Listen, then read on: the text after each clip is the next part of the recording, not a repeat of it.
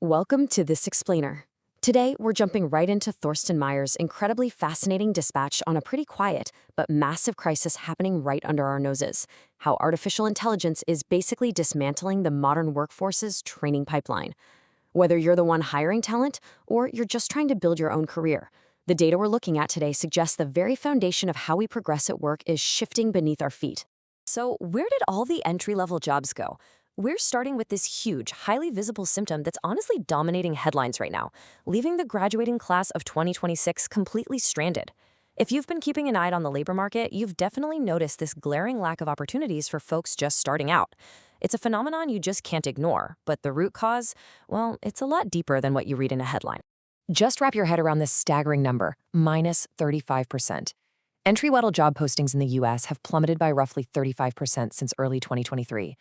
I mean, that is a massive, massive drop in such a short window, and it pulls us right into this fascinating macroeconomic mystery. We're not talking about a little dip here. We are seeing a total contraction of the first rung of the career ladder. Section 1. The entry-level collapse. Let's look at the undeniable data. This contraction is sharpest exactly where AI happens to be most capable. Junior postings in software and data? Down an astounding 67%. Hiring of recent graduates by big tech has plummeted 55% from pre-pandemic levels. And LinkedIn is tracking a 6% drop in entry-level hiring overall in just a 3-month window. We're in this almost unprecedented situation where recent graduate unemployment is climbing to roughly 6%, which is actually higher than the national rate. A degree used to basically buy you a lower unemployment rate, but that logic is completely flipping on its head. And employers are explicitly naming AI as the driver here. According to Challenger Grain Christmas, AI was cited for over 21,000 announced job cuts in just 1 month, April 2026. That's 26% of the month's total, making it the top stated reason for the second month in a row. Now, it's super easy to assume this is just your standard job loss story, right? AI arrives, entry-level jobs vanish. But viewing it that way completely misses the invisible machinery working behind the scenes. Which brings us to Section 2. The apprenticeship mechanism, the invisible machinery. You see, every profession basically runs on this hidden layer of rote tasks. Meyer calls this grunt work, which, yes, sounds terrible, but it's absolutely vital. We're talking about basic coding, first draft research, data cleaning, and here is the magic part of the whole system. This grunt work is simultaneously the firm's cheapest labor and the junior worker's education. They literally learn their trade by doing those boring, repetitive tasks day in and day out. So think about the old model. The junior creates the work and the senior verifies it. But under the AI model, AI automates that entire creation phase at near zero marginal cost. This shifts the remaining human work entirely to verification. But here's the catch. Verification is an inherently senior skill. I mean, you can't effectively verify code or judge a complex legal brief if you've never learned how to write one from scratch yourself. So AI takes the task, and with it, takes the training that the task used to provide, leaving the junior totally stranded without that bottom rung they used to climb on. Moving on to Section 3, a deferred pipeline crisis. It's a ticking clock. This whole dynamic is building into a silent, ticking clock. Today, rational firms are capturing genuine efficiency and massive financial savings by just handing that junior work straight to AI. And over the next 1 to 5 years, the damage is mostly invisible. You just see fewer hires and maybe longer job searches.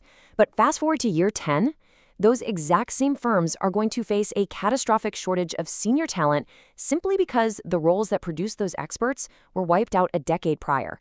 They're saving a ton of money today, completely blind to the massive bill coming due tomorrow. Section 4. The Great AI Confound. Contesting the Doom Loop. Now, as an impartial explainer, we have to acknowledge that not everyone actually agrees with this doom loop narrative.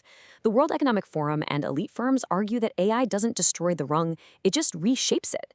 They believe entry-level work is transforming from doing to reviewing, and from producing to triaging, and they're backing that up with real action. McKinsey is increasing its North American hiring by 12% in 2026. The elite law firm Ropes & Gray is actually allowing first-year associates to spend up to 400 of their annual billable hours just training on AI. And across the board, tech apprenticeships have grown by 29%. These highly sophisticated firms are treating junior hiring as a massive AI investment, not just a cost to cut. And surprisingly, the young workers themselves seem to echo this optimism. A massive PwC survey of over 9,000 entry-level employees across 48 economies shows juniors are remarkably positive. 47% are curious, and 38% are outright excited about AI's impact on their work, compared to only 29% who are worried. It's kind of ironic, right? The people closest to this supposedly collapsing bottom rung actually view it as a transition to higher order skills, rather than the end of their careers. But wait, there's a massive plot twist in the data that could completely unravel this entire AI blame narrative. What if the AI collapse is just a monetary illusion, and we're looking at the wrong culprit altogether? The Stanford review points out an incredibly compelling alternate theory, the interest rate confound. Think back to between 2020 and 2022. The Federal Reserve held interest rates near zero, and this flood of cheap money led to massive big tech overhiring. Meta nearly doubled its headcount from 45,000 to 86,000. Alphabet went from 119,000 to over 190,000. But post-2022, interest rates rose sharply, and that cheap money hiring totally reversed. Historically, during a rate-driven hiring freeze, entry-level speculative roles are exactly the first things to get cut, which means AI might just be a very convenient scapegoat for what is really just a standard, cyclical economic downturn. So we're left with this crazy macroeconomic puzzle, where the exact same data supports two totally opposite realities. On one hand, you have structural AI automation, where the training layer is permanently destroyed. On the other hand, it's a cyclical interest rate freeze, where junior hiring will just naturally bounce back the moment rates fall again. Because the AI wave and the rate hike cycle basically hit us at the exact same time, we literally can't disentangle them yet. So how in the world do businesses make a move when the data is this conflicted? That brings us to Section 5, Protecting the Bottom Rung, a no-regrets framework. When the cost of guessing wrong is this astronomically high, you have to look at the asymmetric risk.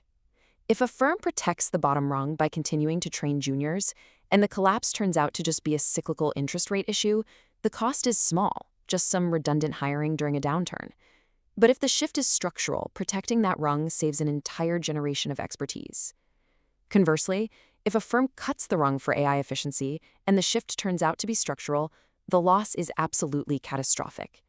It takes a decade to rebuild a broken expertise pipeline.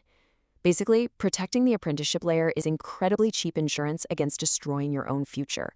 So how do we actually go about preserving the pipeline? The playbook involves expanding registered apprenticeships, offering employer incentives to keep junior hiring active, and fundamentally redesigning early career roles entirely around judgment and directing AI, rather than just rote task execution. Firms like Accenture are already hedging their bets successfully.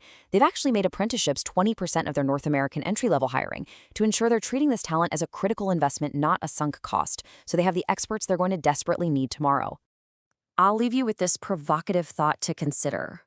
Who exactly trains the seniors a decade from now if the rung that produced them is completely gone?